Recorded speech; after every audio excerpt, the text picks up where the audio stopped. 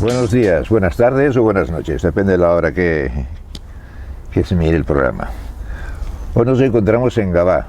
Estamos en Gavà, Gavamar, en una mansión. Para mí bueno, ya lo veréis, es precioso. Y hoy tenemos una entrevista. Hemos apartado un poquitín la música. Hoy tenemos la suerte de que podemos entrevistar, ya que con estos momentos la movilidad es un poco complicada, ¿no? Y nos encontramos en casa del que vamos a entrevistar, que es un gran empresario, y si no, ya lo comprobaréis. Tenemos aquí a Alejandro Fernández. Alejandro, buenos días. Buenos días, José María, ¿cómo estás? Buenas tardes o buenas noches. Bueno, depende de a qué hora nos vean, efectivamente, ¿no? De momento decimos buenos días porque estamos por la mañana. Nuestra situación, bueno, exacto. Vamos a ver, Alejandro, tienes muchas cosas que contar, pero vamos a resumirlo un poquitín, porque para hacer una entrevista contigo estaríamos como, no sé, como la película Lo que el viento se llevó, que duraba 3 horas. No, yo creo que con media horita tenemos suficiente. Muy bien, intentaremos sintetizar aquí. Vale. Alejandro, naciste en Barcelona. Así es. Pero estás bastante vinculado en los picos de Europa. Exacto, es un enclave maravilloso de naturaleza que está entre Cantabria, Asturias y León,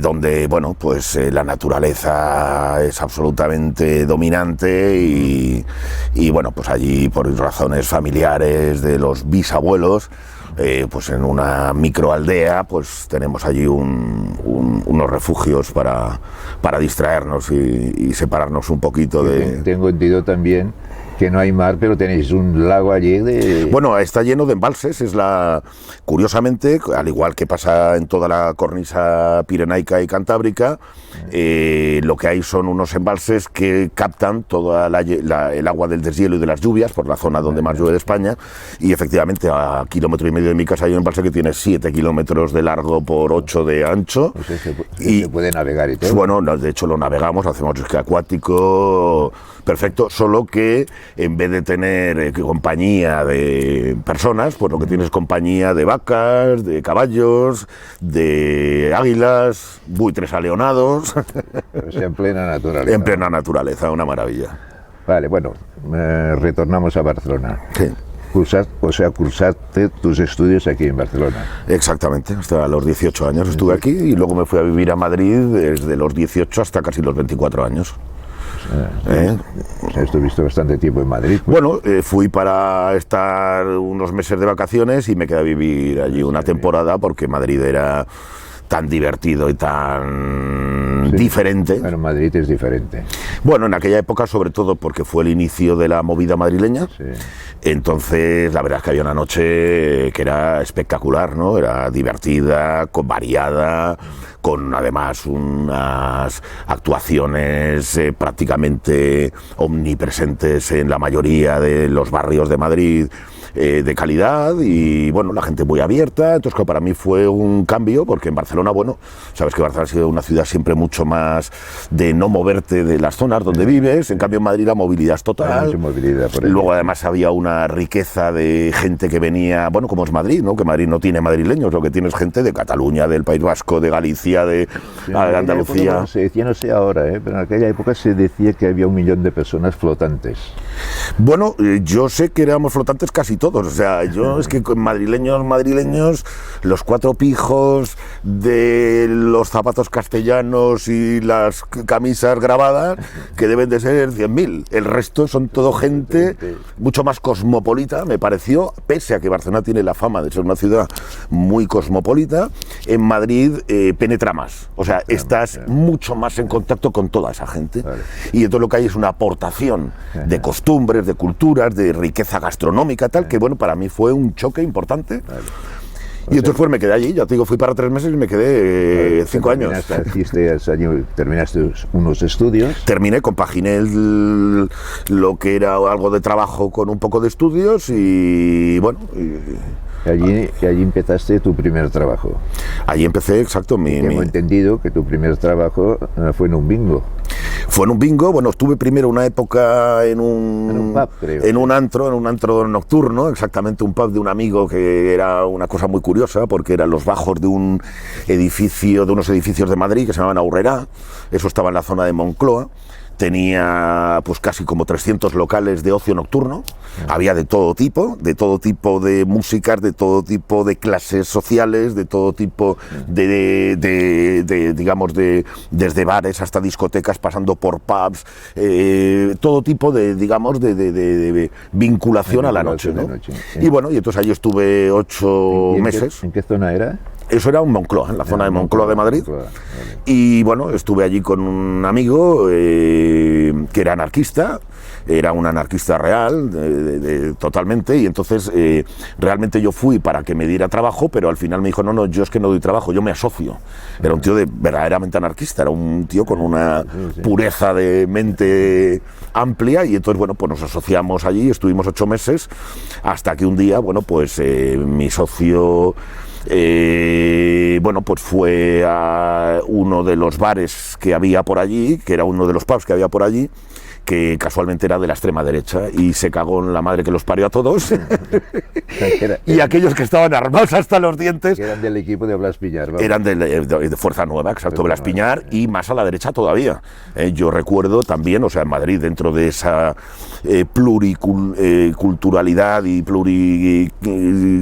digamos, presencia de todo tipo de gentes, yo cuando llegué a Madrid, una de las cosas que me sorprendió fue ver gente vestida de nazi por la calle.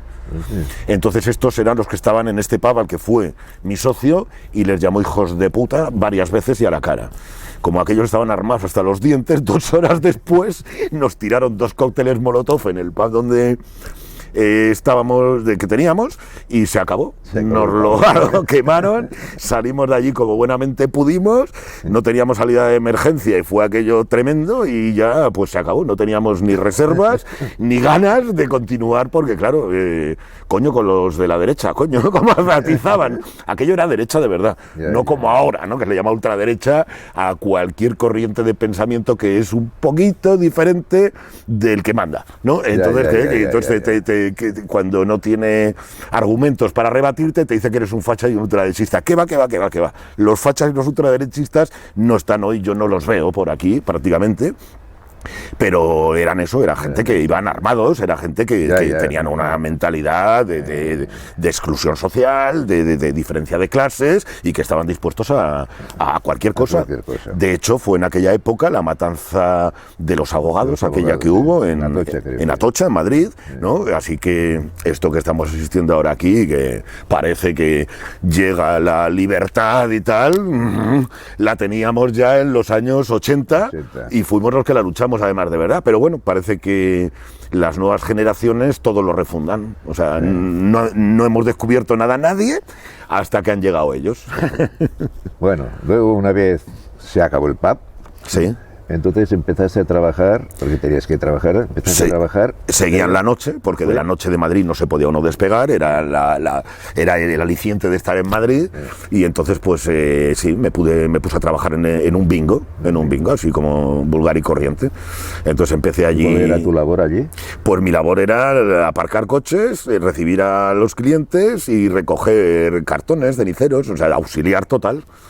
Pero bueno, la verdad es que ganaba bastante dinero, y al cabo de 6 meses o 5, incluso menos, yo creo, como era catalán y los catalanes estábamos súper bien vistos en Madrid, como siempre ha sido normalmente, pues cada vez que había una vacante de un puesto superior la ocupaba yo, hasta que llegué, pues ya te digo, en unos 6 meses así estaba ya de jefe de caja, y creo que ya a los 7 o 8 meses me vinieron a buscar de uno de los bingos más importantes de Madrid, ya como director de sala, y bueno, la verdad es que tuve una época en Madrid divertida, rentable y emocionante, muy emocionante. Y allí terminó, digamos, tus aventuras laborales de Madrid.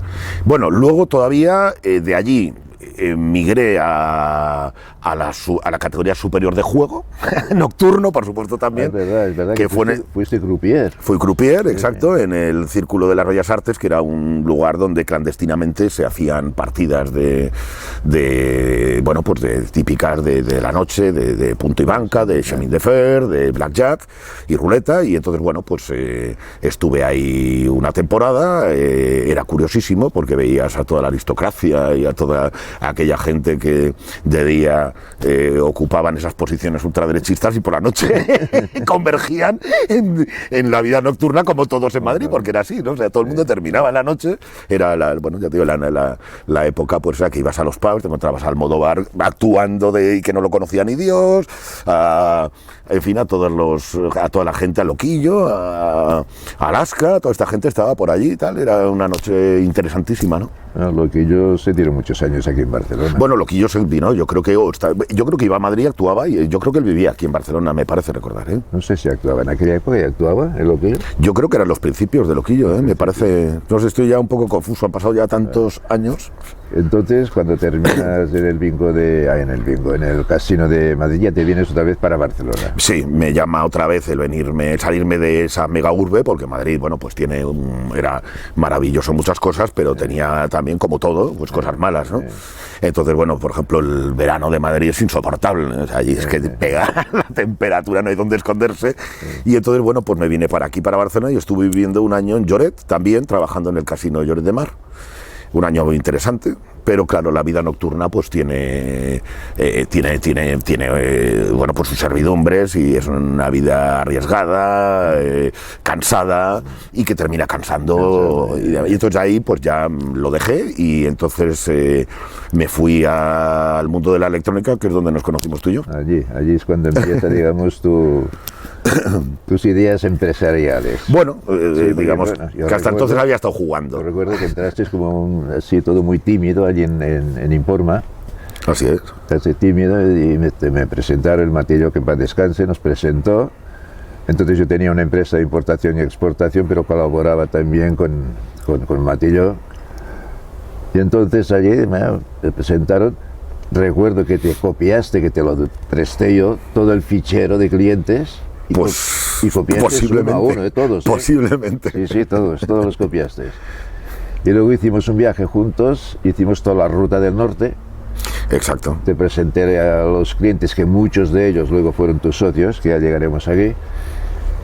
Y bueno, eran épocas, ¿te acuerdas que, digamos que la actividad laboral te ocupaba toda la semana? O sea, salías el lunes por la mañana y te hacías 4.000 kilómetros o 3.000, y te tocaba pues aperturar una red de distribución de electrónica, que son las redes que han perdurado hasta hace 4 o 5 años, porque bueno, todo el cambio de Internet ha tumbado totalmente las estructuras tradicionales del comercio, y con ellas pues han ido el mundo de la electrónica, que ahora está todo volcado, focalizado en 4 puntos vía Internet, ¿no? Prácticamente. Luego también fue cuando asistimos a ferias, a todas las ferias que había, nos apuntábamos nosotros. A todas. A Las Vegas, a la de Chicago. A Berlín, París, la que hacía falta, Hong Kong. Y venga a traer cosas para acá. Claro, había... Entonces, es que hoy día ya es prácticamente inútil viajar a las ferias, porque prácticamente por internet hoy día se puede hacer todo, ¿eh? Bueno, las empresas en aquella época, acuérdate, que esperaban a determinados eventos para hacer presentaciones de producto, esperaban. Si tenían el producto en noviembre, esperaban al Consumer Electronics Show de Las Vegas, que era el 6 de enero, ¿te acuerdas? ¿No? Del 6 al 12 de enero. Y ahora no, ahora claro, las marcas en cuanto sacan algo lo cogen, lo lanzan vía la red de internet y empiezan a hacer imagen de marca con ellas y atacan al mercado lo más rápidamente posible, porque las estrategias comerciales hoy son tan perecederas que claro, en cuanto tienes algo, ¡plas!, lo pones encima de la mesa para diferenciarte un poco del resto, que 2 meses después te pone otra vez encima de la mesa otra contraoferta, ¿no? Allí en Informa estuviste unos 2 años. Yo creo que sí, yo creo que estuve 2 años exactamente. 2 años. Y de allí ya pues me metí en el mundo un poco de la multinacional. Ya ahí me fui estuve una época en JVC y después en una multinacional japonesa que se llamaba Alpine, que era de... Bueno, yo intervine, si te acuerdas, porque a mí me ofrecieron ir a Vitoria Air. Sí. Entonces a mí no me apetecía salir de Barcelona. Entonces hablé, que en paz descanse, no me acuerdo cómo se llamaba el dueño de allí. Alfaro. Alfaro, sí. Y entonces le dije, pero yo tengo una persona, digo, que es la indicada. Y aquí fue cuando el contacto contigo, o tú contactaste con él.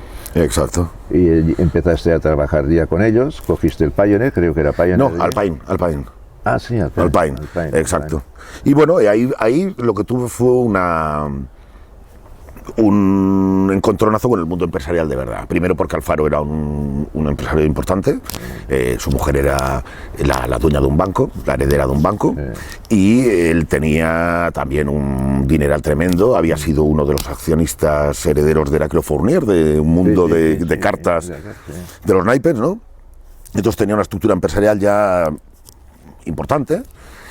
Hacía una importación de productos de alta fidelidad de todas las gamas, desde alta fidelidad de excepción para discotecas. Creo que tenía Nakamichi también. Tenía Nakamichi, JBL, Harman Kardon, Onkyo. Yo me acuerdo que teníamos un montón de marcas.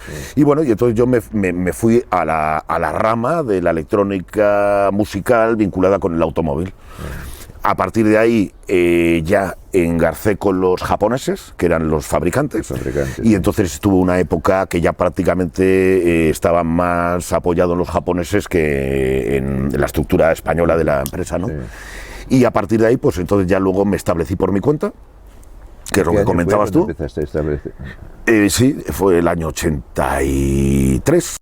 Más o menos, me establecí por mi cuenta, monté una central de compras de la electrónica y de todos los productos auxiliares del automóvil. Recuerdo que era un agujerito pequeñito. Era un despacho en una portería, sí, coño. Sí. Cosas claras, ¿no? Y entonces, pues sí, entonces empezamos allí, empecé a jugar, a importar marcas. Sí. Y bueno, fui cogiendo, hubo una crisis nada que ver con las crisis actuales, ¿no? Sí. Y entonces, bueno, hubo que buscar más gama de productos, porque yo me había asociado con una serie de empresarios, distribuidores locales, que es lo que parte de algunos de ellos eran los que me habías presentado tú. Y entonces el problema es que toda esa estructura se iba abajo y ahí había un montón de gente trabajando, era ya una estructura de 13 empresas asociadas entre sí, con servicios técnicos, ya era un tingladillo importante, ¿no? De allí ya pasaste a la calle Bailén, ¿eh? Y entonces de allí, ahí estuve, me parece que fueron un año y pico, hasta hacer los primeros contactos relevantes con marcas de electrónica, y entonces pasamos a la calle Roger de Lauria, Provenza. Allí cogimos un local ya en condiciones, y allí, bueno, pues pudimos empezar a hacer cosas más o menos bonitas, y entonces, bueno, ahí cogí, en esa búsqueda de productos ocasionada por la crisis, pues la telefonía móvil, que la introdujimos nosotros en España, porque hasta aquel entonces la telefonía móvil era irrelevante. Yo recuerdo que un día me dijiste, José María, métete dentro del mundo de la telefónica, que será el futuro, y llegará, se me quedó en la mente, llegará un momento que las personas no tendrán un teléfono, no tendrán 2 o 3 teléfonos. Sí, y bueno, y así ha terminado. Bueno, así no es hoy porque han evolucionado tanto los teléfonos móviles que han superado esa etapa, ¿no? O sea, en uno de los viajes, bueno, pues para tomar puntos de referencia, digamos, de cómo se hacía el negocio, porque el negocio de la telefonía móvil fue el primer negocio al que yo accedí que no era bilateral entre fabricante y consumidor. Que hay unos eslabones que son el importador, el distribuidor, el mayorista, tal, ¿no? Este era un negocio que era triangular. Era, por un lado, la red, que la gestionaban los operadores, por otro lado estaban los clientes y luego estaban los fabricantes de producto. Entonces había 2 ramas de negocio, que era el operador, o sea, la gestión de la voz y los datos, y por el otro lado la gestión del producto. Y luego, pues evidentemente, la gestión de la comercialización. Y luego ya de allí ya pasaste al polígono de... Bueno, de allí, claro, allí tuvimos una expansión brutal, o sea, cuando cogí la telefonía móvil, que debió de ser en el 84, 85, bueno, pues los teléfonos valían 1.000.000 de pesetas, pesaban 5 kilos, solamente eran para utilización en fijo en coche, venían del mercado norteamericano, principalmente, aunque realmente la telefonía móvil vino... Yo creo que estos que tú hablas, que eran solo para coche, el primero que por lo menos que yo sepa, el primero que lo lanzó al mercado aquí fue Ericsson. Yo creo que fue Indelec. Me parece que estaban Ericsson e Indelec, exacto. Indelec era una joint venture entre el gobierno vasco y Philips. Pero bueno, eran marcas prácticamente, eran unos terminales, ya te digo, de 5 kilos, con cable, en fin, en unas frecuencias de comunicación muy rudimentarias. A 950. Exactamente. Era la banda que se actuaba entonces allí. De ahí vino ya el sistema 900, ETAX, que fueron los primeros portátiles de un quilín, ¿te acuerdas del ladrillo de Motorola? El tocho, exactamente, ¿no? Un tamaño así era. Exacto, y luego como en el año 88 salieron los primeros teléfonos portables de verdad, que fue el Microtac de Motorola. Todos ellos habían sido además diseñados principalmente para uso militar y entonces estaban empezando a adaptar al mercado, ¿no? O sea, de hecho, la telefonía móvil, mucha gente desconoce de por qué fue, ¿no? La telefonía móvil se origina principalmente por dos circunstancias. Una es en Suecia, porque el hermano de Ericsson fallece en un accidente y se da cuenta de que es que la temperatura es un enemigo tal de la supervivencia que una salida de la carretera del coche te puede ocasionar la muerte, y entonces, por un lado, piensa y desarrolla, y por otro lado, en Estados Unidos, en Chicago, la policía tenía peores comunicaciones que los gángsters, y no conseguían, en la época de Al Capone y demás, entonces los gángsters tenían un sistema de comunicación, bueno, pues entre enlaces y demás, que la policía no daba abasto, y entonces la policía encarga los walkie-talkies que tenía el ejército. Y a partir de ahí empiezan las evoluciones de la telefonía hasta que salen, ¿no? Claro, de ahí Motorola, ¿no? Porque Motorola era cuando estuviste en Hospitalet, o sea, ya era Taxa, porque Taxa... Bueno, Taxa, pero fue Taxa desde el principio. Taxa fue desde el 83, yo creo, ¿eh? Lo que pasa es que claro, fueron las diferentes evoluciones. Claro, cuando llegamos ya en el año, yo creo que fue 85, 86, al polígono Pedrosa, bueno, pues ya cogemos unas instalaciones importantísimas, con un almacén, con una capacidad logística brutal. Lo consigo sistematizar, informatizar y con un personal además muy profesional, y desde ahí, bueno, pues movíamos verdaderas barbaridades de material, trailers diarios, varios trailers diarios. También hicisteis allí lo que se llama, bueno, lo que es y se llama franquicias, ¿no? Bueno, por un lado hacíamos la gestión de la selección de los productos, importación y distribución, y por el otro lado el problema que tenía la telefonía móvil es que en España nadie pensaba que un teléfono móvil fuera necesario. Entonces los clientes que había no abrían mercado. O sea, estaba el Corte Inglés, que vendía cuando alguien le pedía un teléfono móvil. El problema es que le pedía a alguien un teléfono móvil cada 6 meses, y entonces hubo que generar demanda.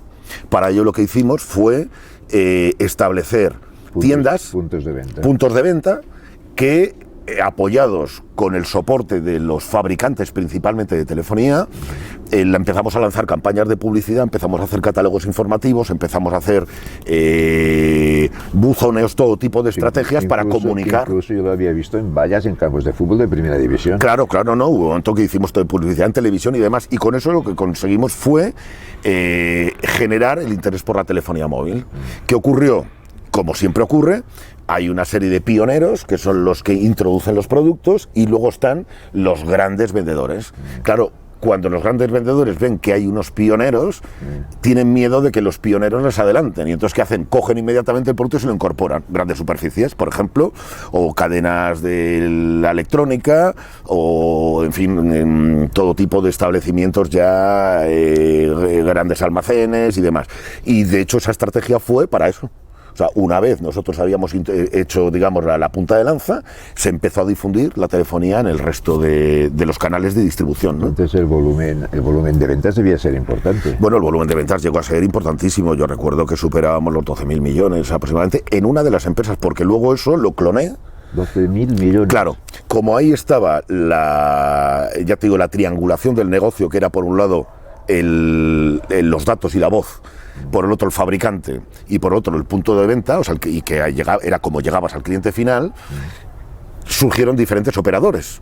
Y cada operador lo que quería era tener su gama de productos y su red de tiendas, y entonces tuve que clonarlo y hacer uno que empecé con Telefónica, en la época que era Cándido Velázquez el presidente y era una empresa estatal, que se privatizó yo creo que en el año 88 aproximadamente, 87, y en ese momento ellos exigieron que toda esa estructura fuera exclusiva de uso con ellos.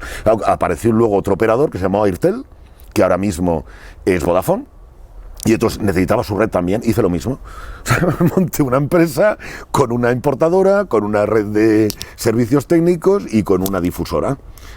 Y luego hice lo mismo para el tercer operador que llegó, que fue primero se llamó Retevisión, después se llamó Amena y hoy es Orange.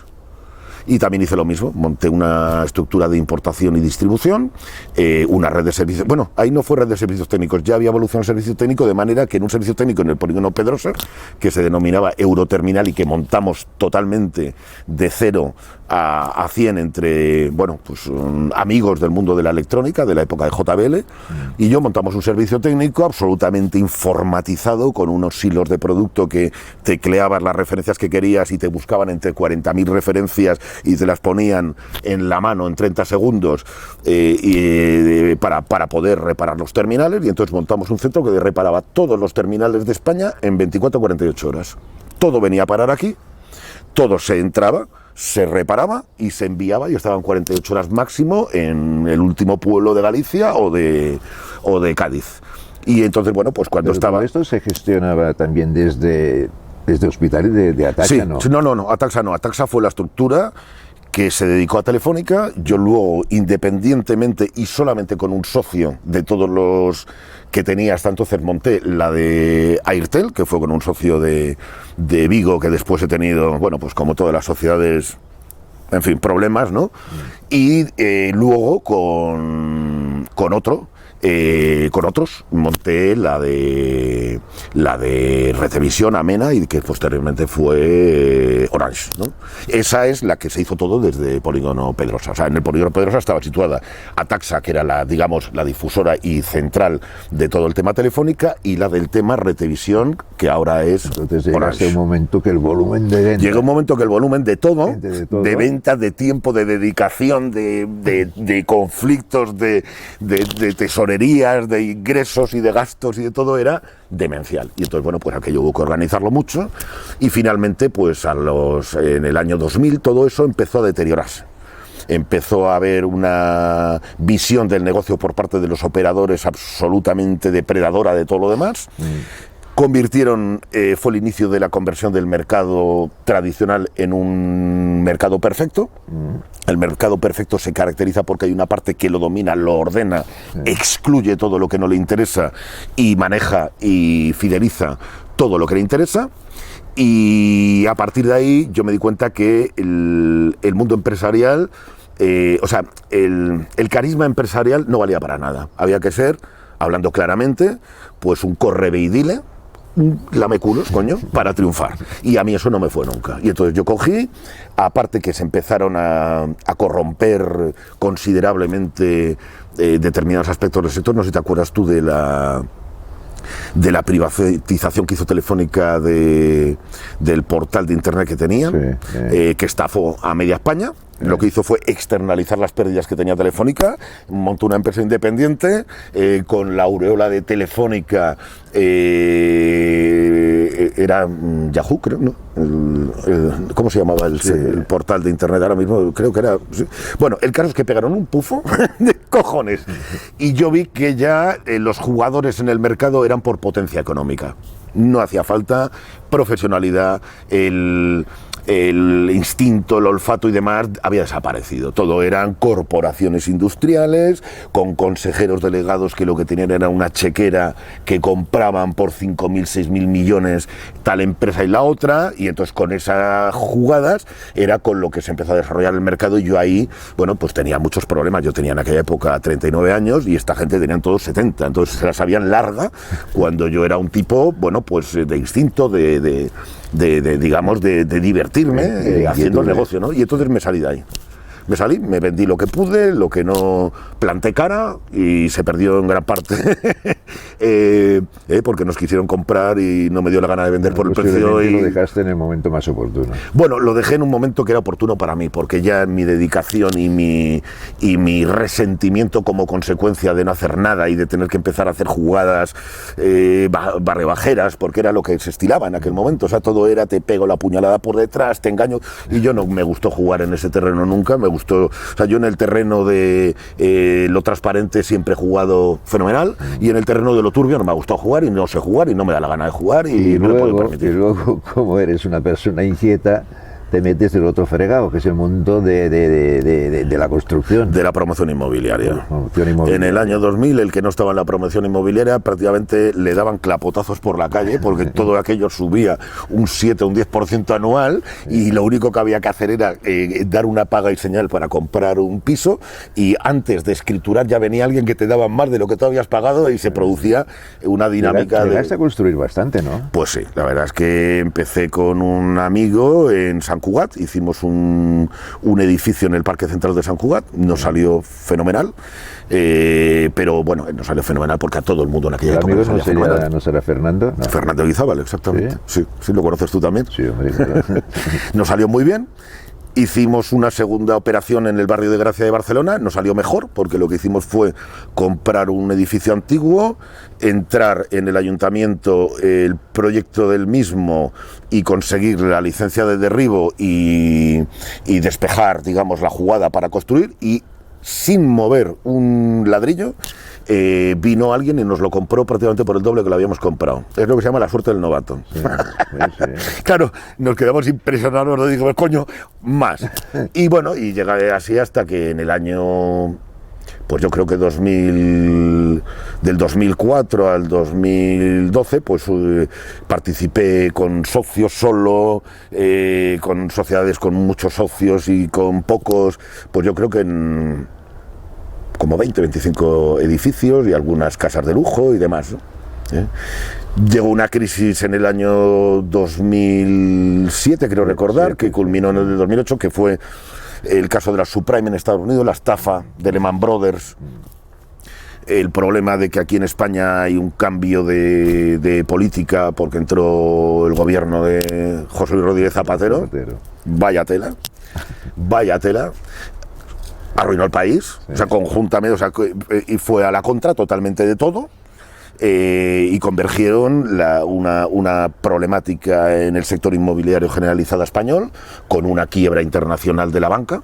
Eso se tradujo que en España desaparecieron, había como 40 o 50 cajas de ahorros, ¿no te acuerdas tú de Caja Penedés, Caja Tarrasa, Caja Sabadell, todas las cajas? Se fue todo el mundo al carajo, y yo me fui en gran parte al carajo también ahí, porque bueno, pues ya te digo, me pilló con una inversión impresionante y con una experiencia para ese nivel de gestión en ese mundo concreto incipiente. Y entonces, bueno, pues hubo que deshacerse de todo el producto prácticamente. Llegar un momento que debías pagar cantidad de hipotecas, ¿no? Bueno, pues hubo un momento que pagaba como 140 hipotecas. ¿Cuánto? Mensuales, 140.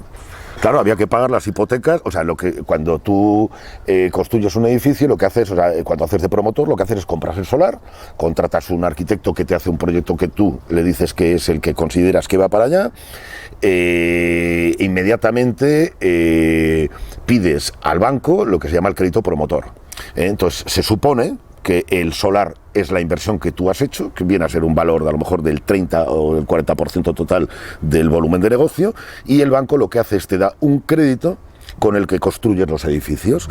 Ese crédito después tú lo distribuyes entre el número de pisos o de pisos y locales, que es lo que vendes piso a piso y trasladas al cliente final. Entonces, ¿qué ocurre? Que cuando el cliente final no puede comprar porque estaba arruinado todo el país, pues el cliente final eres tú. O sea, nuevamente te has quedado con todo. ¿Y qué ocurre? Que alguien tiene que pagar los créditos promotor, y como ya estaba construido y convertido en pisos, lo que había era pues hipotecas de cada uno de los pisos que había que pagar mensualmente al banco, que en condiciones normales se hubieran ido vendiendo y se hubieran ido haciendo cargo o cancelando porque aporta nueva hipoteca al comprador. Y no había quien aportara nueva hipoteca. O sea, ya te digo, se estaban quebrando los bancos.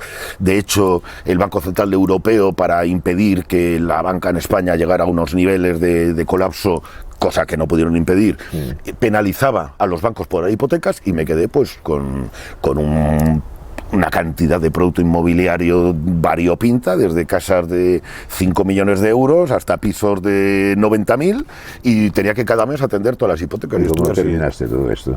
pues terminé vendiéndolo todo, pero, No vendiendo. pero incluso avalando a los clientes. O sea, la última casa que vendí que era de un monto de 5 millones de euros, tuve que avalarle al cliente para que pudiera comprar la casa, porque los bancos no daban hipotecas de ese importe ni aunque el tío fuera súper solvente. Ay. Y bueno, y entonces a partir de ahí luego me dediqué al tema, bueno, ¿qué ocurrió? Que lo que en Barcelona, porque ya estaba por supuesto toda esa parte, segunda parte desarrollada aquí en Barcelona, entonces empezó el mundo del turismo. Acuérdate que fue la época que Barcelona despuntaba como una de las grandes ciudades europeas y demás, ¿no? Sí.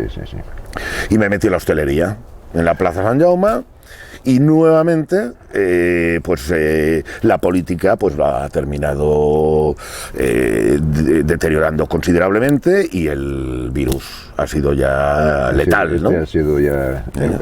Si bueno, ya casi para terminar, sé que luego al final de todo esto también te metiste en el mundo de los helados, ¿es así? Bueno, eso es en la hostelería, o sea, en el mundo de la hostelería digamos que hay una multitud de maneras de hacer el negocio, ¿no? Entonces, para mí, que yo no había tenido nunca ninguna relación con la hostelería, lo más sencillo que era, pues no era ni coger un hotel, que necesita una gestión brutal e intensiva, ni coger tampoco un restaurante, que es de un sacrificio y de un saber hacer considerable, y luego está un bar, que tampoco me apetecía, luego está el mundo de la noche, ya con mis años menos, a mí me apetece de noche, pero a ser consumidor y disfrutar de ello, y entonces el negocio más sencillo y más rentable es la heladería, por cuanto es un producto no perecedero, porque como está a menos 30 grados de temperatura, para que se te estropee eso tiene que pasar mucho tiempo, y además que te permite sistematizar y te permite tener unos márgenes importantísimos. Correcto.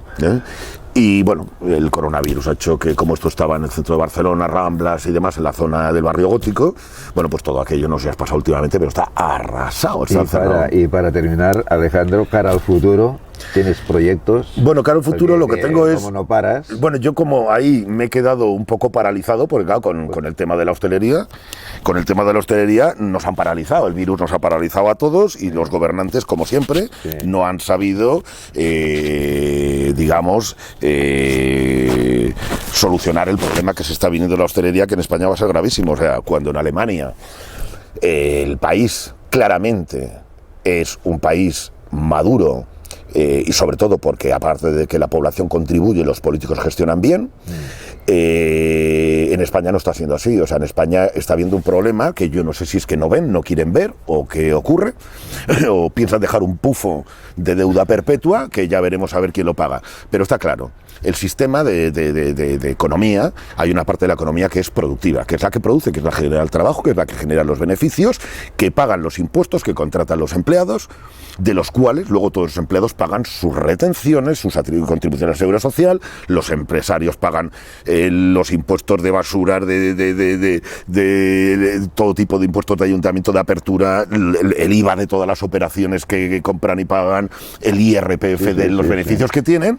Pero claro, lo que no parece que se esté dando cuenta el gobierno actual es de que si deja caer esas empresas o esos emprendedores, cuando termine el coronavirus habrá caído un 25 o un 30% de la economía productiva, que son los que hacen que luego el Estado pueda cobrar impuestos y mantener toda la parte que es esencial y necesaria para el Estado, pero que no es productiva. O sea, para pagar a los policías, para pagar a los maestros, para pagar a los médicos, alguien tiene que estar produciendo los impuestos. Claro. No sé, o sea, el Estado no produce, el Estado solamente gasta, y mal. Muy mal en este país, muy mal, o sea, ya lo sabemos lo que para aquí, que esto es un reino de taifas, todas las comunidades autónomas, independientemente del color y de la política, lo que han hecho ha sido llegar a unos niveles de endeudamiento y de incompetencia brutal, ensalzando las diferencias para beneficio aquí en Cataluña de los que sabemos, en el País Vasco de otros también, en Madrid de otros, en Valencia de... En fin, están todos en la misma. Y entonces el problema que está habiendo es que yo creo que cuando termine esto del coronavirus, así como en Alemania, lo que han hecho ha sido... Vamos a mantener intacto todo el sistema de producción. Hay un paréntesis, que es lo que dura el coronavirus. Vamos a mantener a todos. Por supuesto, a la gente que no tiene recursos, los primeros. A continuación, a toda la población, digamos, que son generadores de riqueza. ¿Y qué están haciendo en Alemania? Le están dando a los empresarios el 75% de la facturación que hacían en años anteriores. Sí. Como se considera que los gastos son el 75% y un 25% de beneficio, que ya no lo es así en la mayoría de las actividades. Hoy hay un beneficio que se logra por margen, por rotación, o sea, con pequeño beneficio, con muchas más rotaciones, pero claro, ¿qué ocurre? En Alemania, cuando termine la crisis, está toda la estructura intacta. Claro.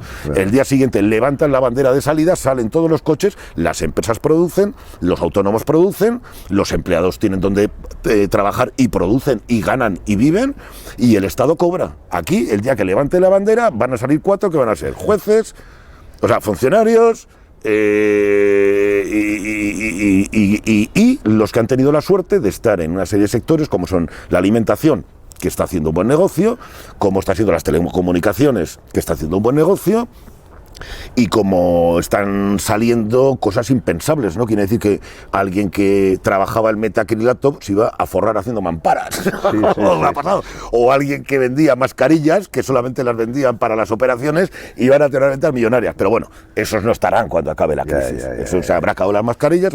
Y entonces, ¿qué ocurrirá? Que faltará el 30 o el 40% del tejido productivo. Los emprendedores estarán arruinados, escarmentados, no querrán volver a emprender, y entonces ya veremos de dónde sacan los políticos, porque claro, que va a quedar un Estado que tiene 9 millones de pensionistas a los que hay que darle el dinero que han aportado, porque no es que mantengan los pensionistas, que los pensionistas han mantenido el Estado. Tiene entre políticos y funcionarios en torno a 3,5 millones, sí. O sea, tenemos 12,5 millones de personas que cobran. Y no producen. Bueno, producen, pero no generan riqueza. No generan. No generan riqueza. No generan. Y los que producían la riqueza estarán arruinados, se habrán suicidado o estarán emigrados. Porque claro, desde luego, aquí poco se puede hacer. De hecho, actualmente, uno de los negocios que parece que está funcionando es todo el tema vinculado a Internet. Los estados nos están dando cuenta de que eso es algo que coges un maletín y te vas. Que no hace falta tener unas instalaciones con 350 empleados. Claro.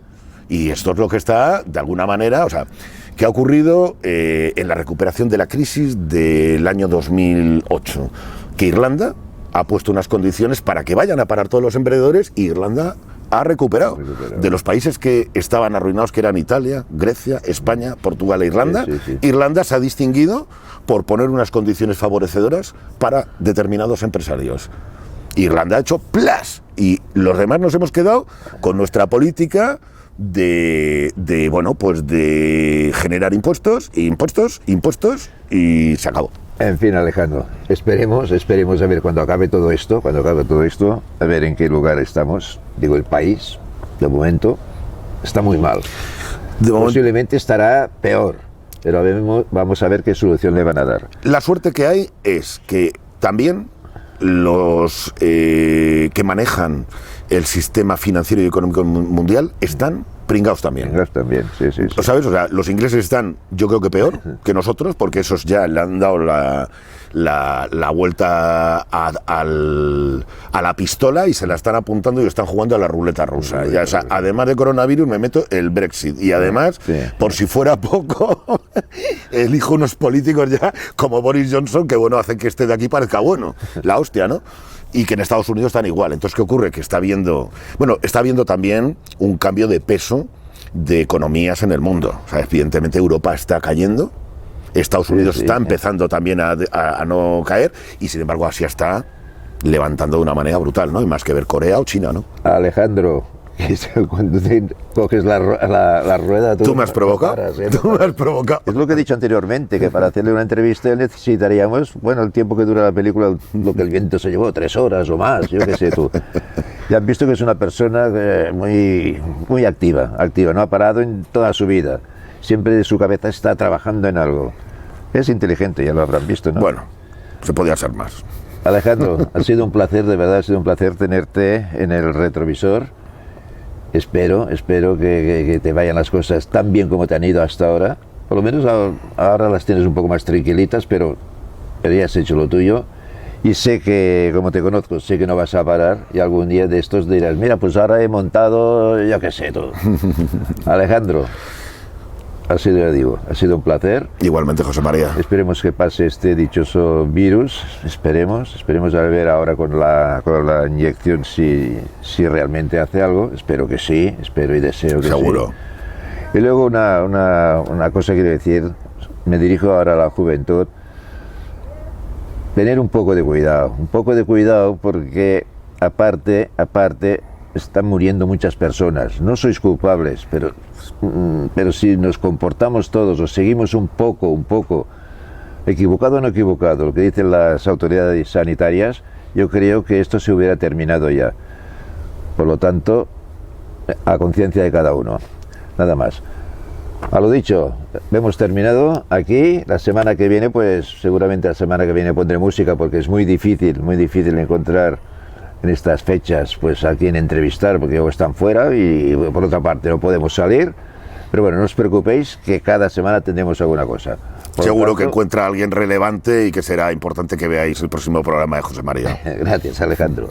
Por lo tanto, el retrovisor, no olvidéis del retrovisor, tanto en YouTube como en el Facebook, allí estaremos. ¿De acuerdo? Chao.